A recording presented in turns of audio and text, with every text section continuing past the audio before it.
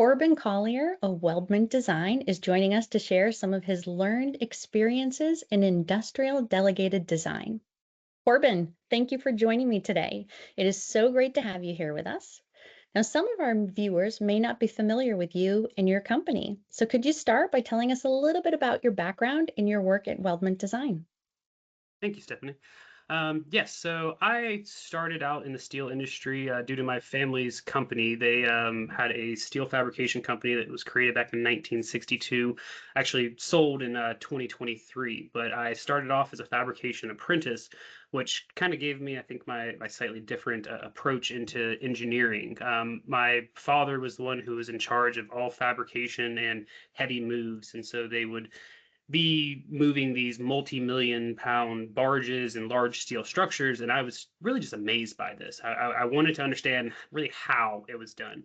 And so that really pushed me into engineering and, followed the classical approach. I actually had a mechanical engineering degree initially, and then got my PE in 2018, created Weldment Design in 2019. Since then, our main focus really has been supporting fabricators, just like what my family's company was. I saw some of the headaches that they had in fabrication, and I wanted, to be the engineer to kind of help fix that. So ultimately, my goal has been to provide outsourced engineering services to these fabrication companies to really help them achieve the goals that they're trying to get to. And now oversee approximately 20 engineers and detailers combined between both my company, and we also have a partnering firm by the name of 2096, where we handle all types of steel structural engineering and various different manufacturing support. So it is impressive to see how your hands-on fabrication experience has shaped your engineering career. The perspective has been incredibly valuable for you, I imagine.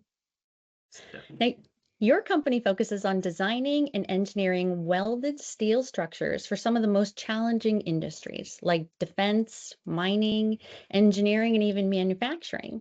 What role do you specifically play when a broad project is brought to you? This really depends on the specific project. Ultimately depends on when our customers are really coming to us. We're not really that classical structural engineering company where our primary clients are necessarily architects. Since we focus on those fabricators, fabricators needs to truly get the job done. We really have to help them to get down to the nuts and the bolts. So sometimes this is like a turnkey package where somebody's coming to us, they just have a napkin sketch and they want us to provide everything from shop drawings, construction support. Other times we're brought in a little bit more of an urgent situation where, we're kind of coming to fill some gaps there at the end of the project. And, they ultimately need an engineer to help them get over. There may be some form of delegated design, like these connections that they're coming to us for. Now tell me why you chose to support these type of operations that inevitably must be stressful and chaotic. Oh, I really think that, we want our customers to see us like a team member, not just necessarily some outsourced commodity. And so in order for us to do this, we have to really be there for them, really no matter what. Now, nowadays, we find more and more that, these fabricators are being forced to do things that they haven't commonly had to do. They're basically being delegated things like these connection designs where your EORs are kind of making them do the catch-all. So, we're now even seeing that this delegation is going on to our steel detailers who are now coming to us with these for these same kind of reasons. These detailers are identifying that, hey, there's a gap, and they need an engineer to come and seal off on the design so that this building can go together. So. And when you think of your entire portfolio of work, what would you say the percentage is that focuses on connection design? I mean, honestly, it's relatively low for us currently. I mean, it's been more 5 to 10%, but these requests are actually increasing quite rapidly as kind of word gets around about what we're able to provide our customers. But much of this growth and success, I do contribute to us investing in these right tools, much like Idea Statica, because these tools are really helping complement our skill sets and then showing our customers what we could do. So that connection design market is growing very quickly for us. Then can you tell me a bit about the workflow associated with delegated connection design? Is it something that allows you to be part of a project from the onset? Um, I kind of wish it always would, but unfortunately, there's quite a bit of times we're kind of brought in at the very end of the game as the buzzer's going off. We find that commonly EORs are adding in those boilerplate statements to their designs that are a little bit of a catch-all for anything that may not be completed in detailings. Many of the times, this is something like any shear and moment connections not shown shall be the responsibility of the fabricator, or double angle shear connections are required throughout, and any deviation from these connections require go onto the fabricator for them to ultimately design that deviation. This then Mm, makes it where, at that bid stage, they kind of just throw out a number, and then at the final stages of design, whenever you're getting into that approval, people like the steel detailers are coming in and saying, hey, we've got 10 connections that really haven't been detailed by the EOR fabricator. You're responsible for this. We need an engineer. So Now, when you're working on these types of projects, who do you get your inputs from? it really depends on the client, honestly. Some are a little bit more prepared. They will, the project managers and the estimators actually will reach out to us. They've kind of been burned in the past, and so they realize, hey, we've got a couple $1,000s of engineering scope at the end of this. We need to make sure we get in front of this. And then, obviously, if I'm changing things at the end, that's a huge cost to them too. Mhm.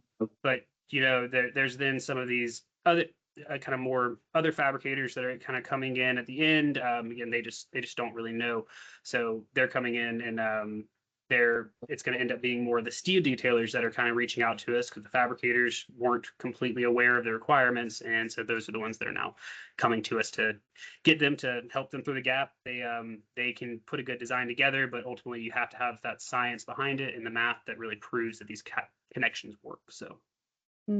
So it sounds like you're saying you're almost seeing a bit of a shift in the communication path from the fabricators to the detailers. So what do you think is causing that shift?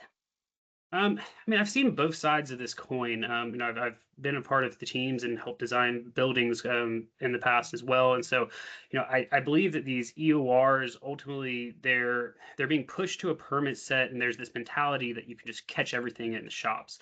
So the fabricators really have, again, nothing really to quote off of until that steel detailer starts digging into the model, and no one on the fabrication side really knows where the deviations are required from the EOR structural sets. So the detailers now are forced into that role again of designing these connections, but there are very clear stipulations about structural design components. You must be a PE in these states to approve these structural designs. Mhm. This is then leading them to teams like mine, who is going to really work with their existing details and what the fabricator already really needs to hopefully minimize these changes. And when it comes to these complex moment connections, it can be difficult to create a cost-effective solution, especially if you don't really have the math and the tools behind you to say, yes, this definitively works. So every project varies and every workflow varies. And it feels like there can be many ways that things can kind of get lost in the mix. So, where do you see some data insufficiencies or traps in the workflow? Personally, I think it kind of starts with the disconnect between architects and owners, just to put it more in the AEC world, and the EOR. So not everybody's really using the same systems and the same models. Some people have Revits, and some people are using PDFs. I use SolidWorks, SDS2, whatever. Everybody's using these different tools, and the fabricators then come in. They have their own sets of tools, and they're saying, and so there's just this huge disconnect between the two. The only true thing that you really have are the PDF files or the drawings, but there's typically gaps created in that due to the boilerplate notes and the typical details. Now, granted, I understand why those are there because you can't. A lot of times these EORs aren't necessarily contracted to design to that level of detail. But I don't know. Maybe it's just like my millennial mindset. I started doing 3D modeling in ninth grade, and I'm just kind of wondering why we can't all have the same model. Why can't we all just really be talking from the same place? And I think that we would relieve a lot of our problems. So. So I love your answer because I think you've just hit on a real core issue, right? The industry isn't at a single shared model yet. But at IS Statica, we strive to deliver tools that are moving us closer. Because it integrates with the major platforms, it allows teams to pull the relevant geometry and loading into one environment. It's really not about forcing everyone on the same software. It's about enabling smarter collaboration with the tools that you already have. So let's pivot a bit. You've recently completed an exciting industrial pipe rack project. Can you tell me about the project? Yes. So I've kind of highlighted some of these complexities in connection design and disconnected teams, but truthfully, this opportunity specifically, the team really was almost flawless. I mean, the communication was there. They did need it fast though, and that's just kind of a part of the Mhm. industry. It was needed fast, but the streamlined communication, the way that all parties work together, really ended up helping this be a very streamlined project. The structure was designed by Hatch as the EOR. It was fabricated by a company called St. George Steel, a very loyal client of Weldment Designs. And then it was detailed by a steel detailing company called Cronus Steel Detailing, also a very close collaborator with Weldment Design. Together, this team, they really pulled off a pretty amazing feat where they've nearly completed almost 800 linear feet of fabricated pipe rack structures. And these are 28-foot tall, again, almost 800 linear feet of these for a magnet manufacturing plant that's in Oklahoma. So, in about mid-August, we were contacted by St. George Steel to support the detailing team with Cronus for the approval of these delegated connection designs. Hatch provided a very clear specification to follow that outlined both the moment and the shear requirements of each of these beams. We were awarded the contract that first week of September, so it was a pretty quick turnaround. And then within days, Cronus Steel, as detailer, provided us these updated erection drawings, but even more valuable, at least for us, they also gave us these IFC models. So we're able to take these drawings, we're able to take these models, and then from that, we're able to then analyze what they've already put together. Cronus had already worked with St. George Steel and made sure that this is what the fabricator really wanted. So we're really taking their ideas and then we're trying to prove it worked.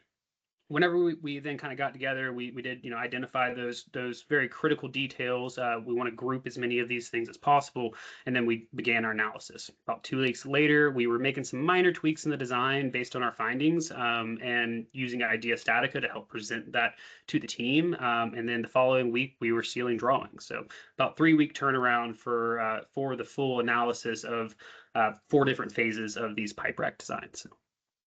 It did move pretty quickly. Now, can you tell me more about the connection design itself for this project? What kind of challenges did you face? So with this specific one, there was a lot of pretty tight spacing. The member sizes weren't very large, and because of that, it made it where we really had a little bit of an accessibility issue. St. George Steel wanted extended shear tabs, while the EOR kind of had a default of double angles. Double angles are much more conservative, reliable stance, while the extended shear tabs they can induce some moments into these columns. So, by doing that, they had initial size of those shear tabs, and we were able to run the numbers. Luckily, we didn't find major changes, but we did, whenever we dug into it, we did find, hey, actually, your shear tabs need to be a little bit larger in these scenarios. And we needed repads on the back where these shear tabs were connecting to the webs due to the limit state that was ultimately governing that and wanting to kind of fail that web from that shear connection. But after that, though, we were able to pretty quickly explain that story. Cronus was able to update the details, and then we were able to provide the report. No comments on the report were received. I mean, they accepted it, but there was no rejections. It was all very clear and straightforward, and kind of a first pass try. So. Right.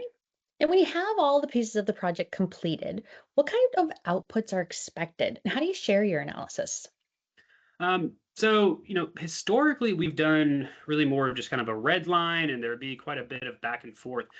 We've now got to the point where we will share our Idea Statica models, every connection using the viewers that Idea Statica has. And what's really Mm. nice about those viewers is that persons can then pull out the IFC models, they can pull out DWGs, really. Between the two of those, typically persons can then pull all the information they need. They can even dig in and find the weld sizing, so we can make sure that we are talking apples to apples. They can take that IFC model, drop it directly into their model, whether that be SDS or etc., and see the overlay, see if everything's matching up. So, that's a good way of how we ultimately end up sharing that information. And then we'll also use just pictorials. We'll take our idea static model and we will show pictures of our results and ultimately help communicate that way. Seeing things in 3D, again, in my mind, is a little bit easier sometimes than trying to thumb through 10 different pages of details. So. I agree. The added of your picture tells a thousand words couldn't be more true. So you've talked a little bit about our reports and sharing the design diagrams or whatnot. How do you feel like Idea Statica might be helping you to educate the industry and the people that you work with? Well, the shear tab example is kind of a prime one. So, you as an engineer, we do have to recognize who we're talking to, and I can't go to a fabricator and start talking about von Mises stresses and failure criterions. They're going to look at me like with their eyes crossed. So, but what's great about this is that everybody can tell what red and blue mean. Red fails, Mhm. blue doesn't. And so I can very quickly show personnel that maybe don't have that engineering background that, hey, this is failing, you can see where it's failing, this is our weak point, how can we fix that? They can then come in and say, well, we've done it this way and we've done it that way, how about this? And then we can work back and forth together to get that good effective solution.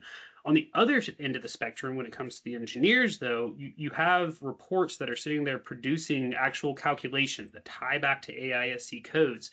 So you can dig into these codes, you can validate it, you can learn from the codes as you're doing this. And I can tweak things. I can move this, see how the numbers move, and you can use that to help educate people as to learn a little bit more about these limit states and why these things are actually failing. So it really helps educate both sides of the spectrum. So it is personally thrilling for me to hear you say this, right? You might be familiar with our tagline, calculate yesterday's estimates, which really reflects our mission to replace that guesswork with precision, right? Empowering engineers to make confident, code compliant decisions. And what you have just described is truly that mission playing out in real world. So thank you. And I welcome you to be honest. How has it been working with Idea Statica? I mean, the reason I came to Idea Statica is because I typically get the weird ones, so to speak. It's not your common connections a lot of times. So I needed a tool that I could build almost anything that I wanted, and Idea Statica really created that some bit of a limitless possibilities in this. And admittedly, the software isn't the easiest to learn, and I've used a lot of softwares, but at the same time, it really shouldn't be. This is a very advanced tool. There's a lot going on here, and this is a tool meant for engineers. So that learning curve's to be expected, and you really have to understand the science of this to really use it effectively. You have to be able to do these force balances. So that's probably it's the hardest part, but again, it's understandable from an engineering tool.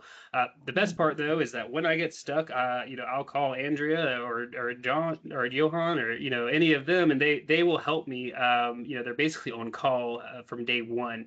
So I've had abundant amount of support between them, and then you have all these educational resources too that really help educate me as well. There's a great page on limit states actually that y'all have created that I've studied and studied and studied. So overall, it's been a great experience. Oh, that's wonderful to hear. Now, what recommendation would you make for someone who's looking to get into connection design? Go back to the basics. So, in order to do this, you need to understand where these moments and these shears are coming from. You need to understand that force balance. You need to understand the equilibrium requirements of connection designs, and you need to understand the limit states. Why are these things failing? So, Idea Statica can really help you, put a picture to this and help you run those numbers, but you really need to understand what Idea Statica is doing and what it's proving. So, you're going to be pressured to make really big decisions, and a lot of times it's going to be that you have to do it really fast. So, you really want those tools to be in place. You don't want to be trying to reinvent the wheel when you get that first PO. So, make sure you have all of that. But, once you do, you will really gain respect for what this industry does day in and day out, and what we have to do to really make sure that the public stays safe.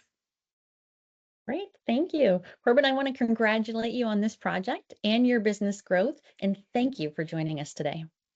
Thank you for having me, Stephanie. And I look forward to our continued collaboration with Idea Statica.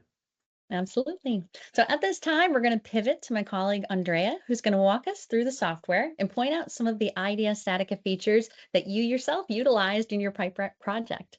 Andrea, take it away.